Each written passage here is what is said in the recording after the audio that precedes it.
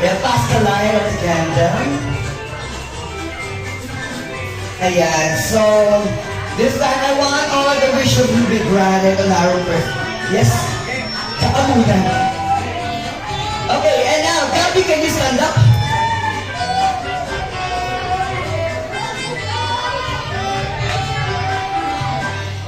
And now, Gabby, come here. Come here first. And Gabby, blow all your 7 candles. Blow, blow, blow. Good. And now, Gabby.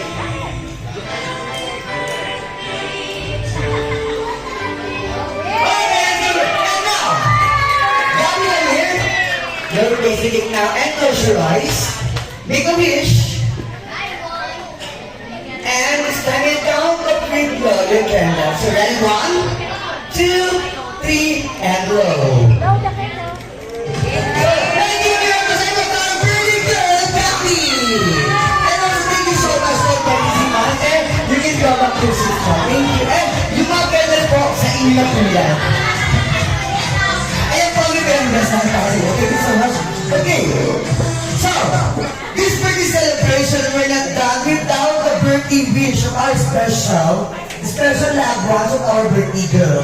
So, very happy if we have 8 mga grandparents po natin, yung mga lola at lola po ni Gabby. So, sino pa